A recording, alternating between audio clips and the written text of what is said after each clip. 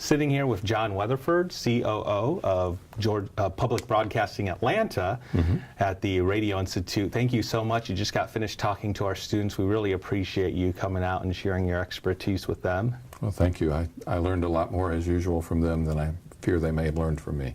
You have a long, storied career in broadcasting on all sides, really, of media, it seems, and multiple Emmy Awards. Why end up in public broadcasting? What led you to this path? The question that I have learned to ask myself is what took me so long to figure out that that's where I should have been all along. It seems to me that public broadcasting is doing what commercial broadcasting was doing at the time that I came up through the system, at the time when there were folks like Walter Cronkite, John Chancellor, Huntley Brinkley, Severide, those groups. They were kind of the real icons of journalism and broadcasting.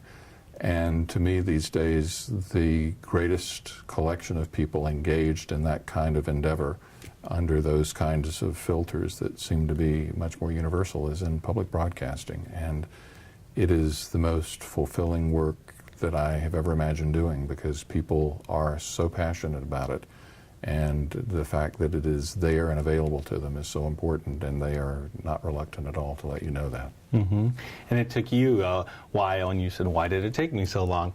So for our students who are here, most of them, and I just think it's just natural, like they don't really think about public broadcasting of an option. They know they have this bug. They want to be in media, they want to be in broadcasting, but they don't think about public broadcasting. Is it a good place for a young person to come up into the business? Absolutely. In the same way that in the commercial world, we were talking a few minutes ago about something that most young people these days wouldn't know about, the old PM Magazine series. Well, the woman who ended up being one of the stars of PM Magazine actually started as a weekend receptionist at the back door of the station that I worked at when I was in the commercial world. And very, very similar to that in the public broadcasting world. Public broadcasting is more challenged with resources, and resources usually are defined as, people and money, but it's all reducible to money.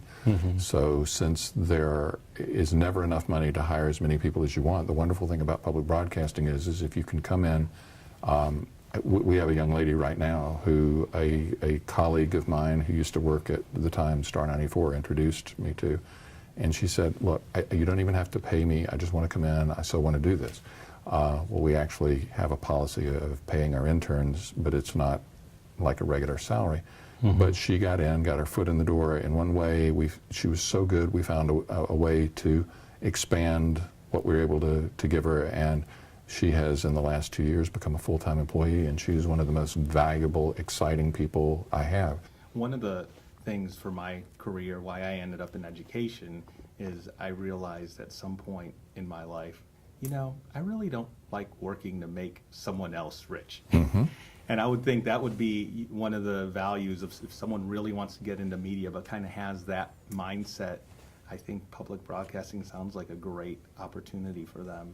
Yeah, it gets kind of personal, and I hesitate to go there in a way, but I think the older some of us get, at least, different things become important to us, and it is very important to me to be able to wake up with myself in the morning and to go to bed with myself at night and to think, well, what did I do today, and what does it matter? And in public broadcasting, I never have had a moment's hesitation about thinking about that. The other side of it is that the people who are the consumers of the public broadcasting product are so passionate and so committed to this.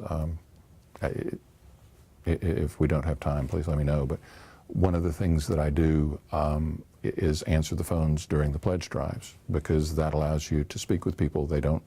Most of them don't recognize from voice recognition who I am or what have you. And I remember 4 years ago answering the phone back at the time when $35 was the average gift that people gave, the basic membership gift. And this woman called in and said, I'd like to make a pledge. And I said, thank you very much. And she said, I can only give you $150. And I said, well, ma'am, that's very, very generous. That's many times the basic level. And she still hesitated, and she was really kind of concerned.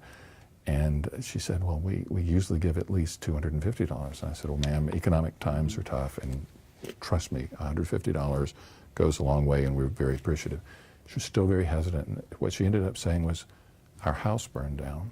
Oh my goodness. We lost everything we had, but I'm making sure that you're getting this $150. At the end of the conversation, I wanted to write her a check for $500. But it is those kinds of stories and those kinds of experiences that one cannot make up that are the basis of why we get up and go do what we do in every day. And if there's somebody like that out there, if there were only one of them, I think it's worth doing that.